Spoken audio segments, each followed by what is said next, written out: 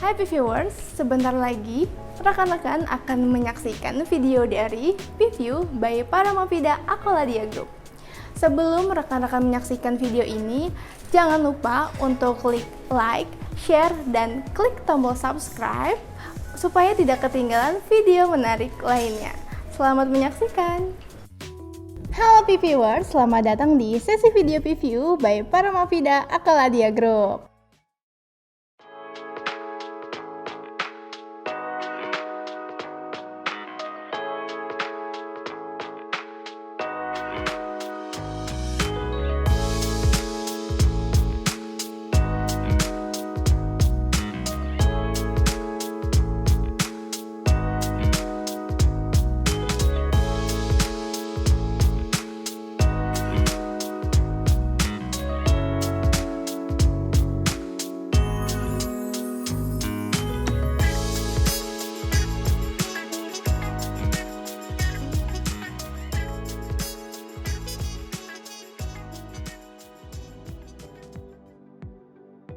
Nah, sudah bersama saya Dea nih yang akan ajak rekan-rekan untuk berbincang-bincang tentang effective communication for leaders. Nah, tentunya saya nggak sendirian dong, sudah ditemenin sama Bapak Rizky Herdianto Mauludi yang akan berbagi ilmunya tentang effective communication for leaders. Halo, selamat siang Bapak. Ya, siang Mbak. Gimana kabarnya nih Pak? Alhamdulillah baik. Mbak Dea gimana? Alhamdulillah sangat baik. Nah, boleh nih Pak, kita kenalan dulu. Siapa tahu kan yang belum kenal Bapak nih, aku juga belum nih. Oke. Boleh nih Bapak kenalin background Bapak apa, terus kegiatan Bapak sih sekarang sedang apa nih sibukannya? Oke, nama saya Rizky Herdianto Mauludi. Sekarang kegiatan saya masih bekerja di salah satu perusahaan F&B sebagai HR Development Department Head. Nah, untuk pengalaman saya di dunia pengembangan SDM itu masih baru ya, baru 12 tahun dari tahun 2009 seperti itu Mbak. Baru 12 tahun baru ya Pak? Baru dibanding yang lain-lain ya expert lain mungkin ya sudah 20 tahun gitu loh. Ya, saya 12 tahun, saya mah udah bisa apa aja nih Pak, udah bisa wah. Betul sih, udah SMP ya kalau ada anak ya. Iya. Nah Pak, kita mau mulai awal dengan curhatan saya nih Pak. Boleh Mbak, Boleh silakan. Ya. Nah saya pernah nih mengalami leaders kurang mengenakan lah Pak ya, saya jadi nggak betah di sana. Iya sedih. Seperti apa tuh nggak enakin itu? Silakan tuh. Iya jadi di sana tuh kalau misalkan kita salah tuh dia ngomelinnya di dalam grup nih Pak, otomatis kan semua karyawannya tahu gitu, wah si dia nih salah mulu gitu kan. Jadi mungkin itu yang bikin aku tertekan, dan gak aku doang sih sebenarnya, semua karyawan juga merasa tertekan dan kadang sering nangis katanya gitu. Iya kita di sini sering nangis. Wah, sebenarnya gimana sih Pak peran komunikasi yang baik dalam kepemimpinan itu? Oke, baik, terima kasih Mbak Dea, pertanyaan yang bagus, dan mungkin juga dari teman-teman mungkin juga mengalami hal yang sama ya. Iya, tanya banyak gitu nih. Loh. Ya, mungkin teman-teman yang lain juga sama lah. Nah, jadi gini, kalau misalnya kita bicara berkaitan sama seorang leader yang negur di tempat itu berarti kan kalau di grup itu kan tempat umum sama aja kan ya. Iya. Jadi semua orang tahu ya. Jadi gini teman-teman, yang namanya pimpinan, nah pimpinan tuh mempunyai dua sifat nih gitu loh. Ada yang namanya memang pimpinan itu menjadi seorang leader, mana yang memang pimpinan itu menjadi bos. Nah biasanya jadi leader maupun jadi bos itu memerlukan satu kedewasaan. Kedewasaan itu tidak hanya diukur dari banyaknya angka di usia, tapi juga bicara berkaitan sama kedewasaan. Nah kedewasaan inilah kalau misalkan dari segi kedewasaan itu belum seharusnya ada di situ gitu loh, sehingga nah itulah yang membuat star syndrome banyak tuh. Ya namanya star syndrome seperti itu tuh banyak sekali. Saya mengandalkan star syndrome karena secara mental belum siap, sehingga treatment yang dilakukan oleh orang di salah satu jabatan itu bisa yang Mbak alami, komunikasinya, kata-kata yang dikeluarkan, terus juga ketika mencari media untuk komunikasi juga itu menjadi PR gitu loh. Karena salah milih tempat, salah milih kata, impact-nya itu pasti akan kemana-mana tuh. Oh, mana-mana, sehingga tuh kan tadi Mbak bilang kan akan jadi stres ya. Kerjaan jadi salah lagi. Hati-hati tuh ya teman-teman, ya. Jadi teman-teman yang mempersiapkan dirinya menjadi seorang leader atau yang memang punya personal goals untuk saya mau jadi leader di usia sekian. Nah, teman-teman juga harus mematangkan dulu nih, sehingga teman-teman ketika menjadi seorang leader mentalnya itu sudah oke duluan. Nah, untuk saat ini juga teman-teman harus mempersiapkan juga ya secara knowledge seperti apa sih seorang leader seharusnya gitu loh. Seperti itu Mbak gitu loh. Nah kan kalau kayak gitu kan jadi dampaknya tuh nggak cuma ini aja ya Pak ya, nggak cuma tim dan seluruhnya gitu kan. Nah sebenarnya apa aja sih Pak dampak yang paling keras gitu loh dalam gara-gara komunikasi pemimpinnya kurang baik kayak gitu? Pertanyaan yang bagus. Sebelum saya jawab lebih jauh dan lebih dalam, kita juga harus pahami dulu nih teman-teman nih. Apa sih kepemimpinan itu? Apa sih peran seorang pemimpin itu gitu loh. Nah, kalau kita lihat dari definisi yang namanya kepemimpinan itu kan jadi ada proses memberikan satu pengaruh ya. Proses pengaruh kepada orang-orang yang dipimpinnya gitu loh dalam satu organisasi. Untuk apa? Untuk mencapai tujuan. Nah, poinnya kan sebagai seorang leader perannya itu kan banyak ya. Untuk mencapai satu goals artinya dia harus ada poin membimbing, ada poin namanya mengarahkan, mengkomunikasikan ide dan gagasan kepada tim, dan juga ada memotivasi tim, bukan mendemotivasi tim. Wah, gitu loh. Oke. Nah, artinya di sini ketika kita bicara membimbing aja, ini kan perlu komunikasi juga yang bagus gitu loh. Apalagi setelah ketika dalam proses membimbing, si orang yang kita bimbing ini bisa dibilang melakukan kekeliruan gitu loh. Nah, gimana caranya kita memberi feedback, gimana caranya kita memotivasi kembali. Nah, sehingga jangan sampai ketika kita saat sedang membimbing atau dalam kondisi sedang bekerja kita melihat tim kita melakukan kekeliruan, nah kita langsung menghardik atau mencaci gitu loh. Nah, tadi kan pertanyaannya kan seperti apa sih dampaknya gitu loh. Dampaknya cukup bisa dibilang mengerikan juga ya. Karena kenapa? Pertama, ketika pada saat proses kerja terjadi kekeliruan terus kita langsung mencaci orang, kira-kira orang yang dicaci maki apalagi di depan umum itu gimana perasaannya? Nah, apakah makin oke kerjanya atau makin stres? Makin stres. Nah, kalau makin stres teman-teman, artinya kalau makin stres dalam bekerja, apakah hasil pekerjaannya yang dikerjakan dalam kondisi stres itu baik? Enggak. Kira-kira kalau misalnya tidak baik, tujuan dari si leader atau bisa dibilang kalau goal terakhir kan adalah kalau di perusahaan itu adalah KPI. Apa KPI itu bisa tercapai? Pastinya tidak. Nah, pastinya tidak. Apakah produktivitas dari orang-orang yang dipimpinnya itu oke? Enggak. Tadi bukannya termotivasi malah demotivasi. Nyaman nggak organisasinya? Nah, poinnya tuh, kira-kira pemimpinnya itu dipercaya atau enggak? Enggak. Teman-teman juga harus yang mempersiapkan diri sebagai seorang leader. Ketika kita memimpin dengan cara-cara yang quote and quote bos gitu loh. Bosi ya kan? Itu bisa jadi kepercayaan, trust seorang anggota tim terhadap teman-teman nantinya sebagai calon leader itu bisa jadi hilang. Karena apa? Dia udah gak nyaman kerja. Jadi organisasi ketika dia hari Senin, dari hari Sabtu, Minggu, terus ke hari Senin itu jadi momok. dan ketika sudah hari Jumat langsung tulis status biasanya kan apa? Thanks God it's Friday. Kalau nah itu simptom tuh.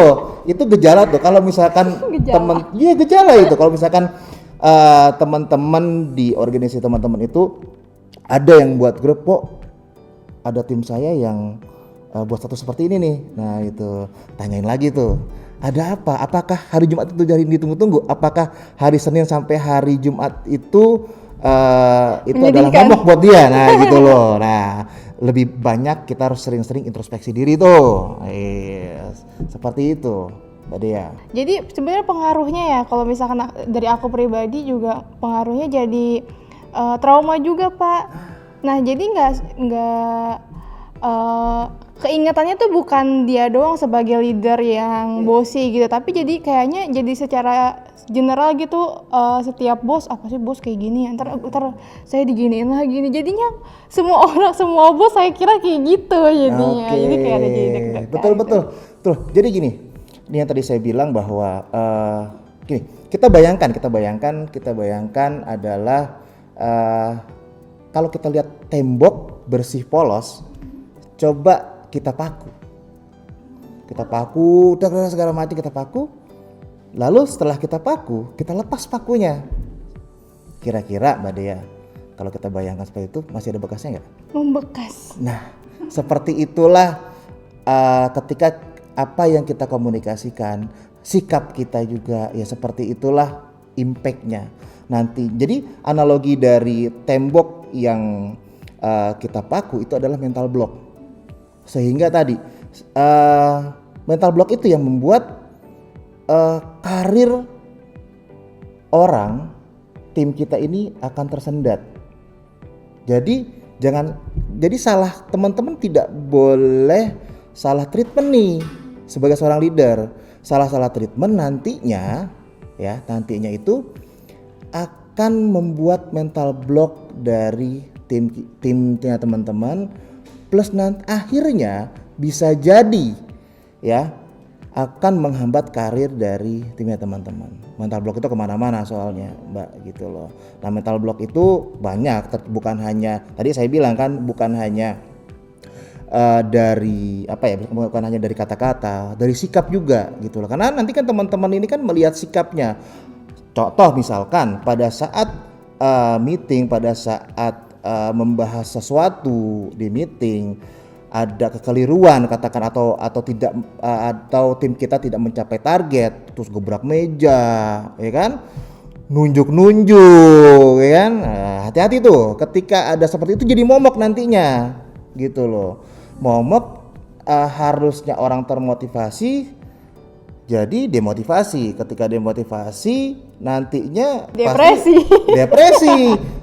Itu tuh hati-hati tuh gitu loh. Nantinya tadi yang Mbak Dia bilang jadi nanti timbulnya kalau tim kita tidak bisa mengelola diri dengan baik ya, itu akan mengeneralisir nantinya, digeneralkan. Jadi nanti ketemu atasan dari departemen lain jadi keringat dingin, gugup lagi. Betul. Wah itu kemana-mana lah Mbak Dia. Gitu. Jadi emang sebenarnya komunikasi itu apalagi seorang pemimpin ya itu penting banget ya Pak. Nah terus kalau tips nih Pak, kalau bagaimana sih untuk membangun komunikasi yang efektif gitu untuk para pemimpin? Oke, sebelum kita bicara bagaimana sama how to-nya, bagaimananya, yang paling fundamental, paling mendasar adalah teman-teman harus mulai merubah cara pandang. Ketika teman-teman mau mempersiapkan atau sudah di dalam posisi leader, ya teman-teman harus sudah berubah nih persepsinya nih, pola pikirnya. Pola pikirnya itu bukannya orang ngikutin teman-teman, bukan orang yang teman-teman ajak bicara, bukan timnya teman-teman yang mengikuti teman-teman, tapi teman-teman lah yang harus mengikuti mereka. Seperti itu, latar belakangnya mereka apa, usianya mereka berapa, seperti itu. Nah, kira-kira budaya mereka itu seperti apa gitu loh. Itu kan akan berbeda. Ya, ketika pemimpinnya itu orang Batak, timnya itu orang Solo. Iya. Nah, itu gap jomplang. culture ya kan? Jomplang. Nanti intonasi gede tinggi sedikit dikira marah-marah padahal bukan marah-marah. Nah, itu juga harus kita terus pahami. Jadi sebenarnya kalau bicara alur komunikasi itu sendiri ada komunikator, ada komunikan. Di tengah-tengahnya itu ada channel, pasti di bingkai luarnya itu ada yang namanya faktor-faktor yang harus jadi pertimbangan gitu loh. Ya, jadi harus jadi poin-poin di mana bisa jadi kalau kita tidak pertimbangkan poin ini itu bisa jadi kendala. Poinnya apa aja ya, tadi ya usia, ya tadi generasinya mungkin gitu kan. Kalau kita bisa bahas generasi itu ketika kita bicara ke generasi X sama generasi Y atau milenial atau generasi Alpha itu beda banget gitu loh ya. Yang satu harus keras bisa, yang satu lagi keras sedikit bisa resign gitu loh. Itu poinnya sebenarnya teman-teman. Nah, ada lagi faktor budaya juga seperti itu. Nah, itu juga jadi satu key factor yang memang harus jadi pertimbangan gitu. Nah, gimana nih Pak kalau misalkan satu karyawan gitu udah terlanjur di bawah leader yang bosi itu Pak gitu. Jadi kita harus menyesuaikan diri kah atau harus seperti apa kah untuk menghadapi leader yang seperti itu gitu. Jadi gini teman-teman, ketika kita sudah berada di satu organisasi di mana tipe leadernya itu ya tadi seperti Mbak Dia bilang ya. Ya, arti itu kan gini, itu adalah faktor di luar diri kita. Pertanyaan saya adalah satu, apakah kita bisa mengubah, bisa menyulap faktor yang ada di eksternal kita? Gak bisa. Gak bisa. Artinya apa? Kitanya yang harus beradaptasi terhadap hal tersebut gitu loh, terhadap kondisi tersebut gitu loh. Nah, pesan saya teman-teman, jika teman-teman sudah berada di dalam satu situasi atau teman-teman sendiri memiliki leader yang memang tadi ya Kurang siap. Ya kurang siap secara mental ya. Nah, teman-teman fokusnya adalah ini adalah tempaan mental gitu loh ya. Tadi kalau kita bicara berkaitan sama filosofi Bula Bekel, semakin dia dihentakkan ke lantai semakin besar tenaganya, maka kelontaran semakin tinggi. Nah, itulah yang harusnya teman-teman bisa teman-teman fokuskan bahwa ini adalah tempaan untuk menjadi lebih baik. Dan nilai positifnya adalah Tuhan itu baik, Tuhan itu maha baik. Dia memberikan kita satu contoh yang tidak harus kita contoh. Nah gitu loh. Nah itu yang memang nanti ke depannya adalah sudah dapat informasi tuh bahwa hey teman-teman nggak boleh seperti itu. Nah nextnya ketika teman-teman berada di tingkat pemimpin adalah ya yang itu tidak boleh dilakukan. Yang dilakukan adalah hal yang sebaiknya. Seperti itu. Nah, jadi emang penting banget ya Pak, efektif komunikasi itu terutama Sangat-sangat untuk para leaders ya, karena dia yang menaungi para tim-timnya. Betul. Gitu. Dan itu juga, jadi leader itu yang membawa hawa neraka atau hawa surga. Nah, kita kan pengennya itu kan organisasi itu jadi home sweet home ya. Betul. Ya, kalau di film Tom and Jerry itu seperti itu tuh, ada home sweet home. Jadi orang nyaman kerja. Iya. Nah, nanti ketika nyaman kerja, orang loyal sama kita. Dan poin terakhirnya kalau misalnya kita bahas bisa ada satu buku yang memang saya pernah baca, yaitu Quantum Leadership dari Dale Carnegie. Nah, itu adalah dia bisa memberikan satu warisan positif gitu loh, secara moral terhadap anggota timnya, dan impact akhirnya adalah menjadi hologram. Jadi dia meninggalkan satu warisan positif ketika ada dia maupun tidak ada dia, tidak ada seorang leader maksudnya ya, leader yang memimpin itu akan tetap baik kondisinya seperti itu. Oke, bagus banget nih Pak IJ. Isinya tuh jawaban dari curhatan saya sebenarnya hari Ya, ini ya teman-teman. oke, nggak apa-apa Mbak, gitu loh. Kan related juga. Iya, Seperti nah itu. bagi rekan-rekan PVU nih yang kalau misalkan mau belajar lebih mendalami ilmu tentang gimana sih komunikasi yang efektif untuk menjadi seorang leaders, nah bisa banget hubungin tim kami karena kita akan menyediakan pelatihannya. Nah, terima kasih juga nih untuk Bapak Rizky Ya, yang sudah sama-sama Mbak meluangkan Dea. waktunya untuk berbagi, untuk dengerin curhatan saya. Itu kayaknya terutama deh. Oke, nggak apa-apa. Itu bagus banget kok. Untuk rekan-rekan viewers, jangan lupa untuk subscribe ya channel Paramavida dan jangan lupa untuk like dan share video ini jika rekan-rekan merasa video ini wah bermanfaat nih. Tuh. Nah, viewers jangan lupa untuk ikutin terus channel Paramavida dan liatin terus nih video-video upgrade dari kita. Dan sampai ketemu lagi di video selanjutnya. Sampai jumpa. Hai viewers, semoga video tadi menarik dan bermanfaat untuk viewers dan juga rekan-rekan ya. Please subscribe dan tulis di kolom komentar hal apa sih yang paling disukai dari video ini. Jangan lupa untuk melihat-lihat video lainnya dan sampai jumpa.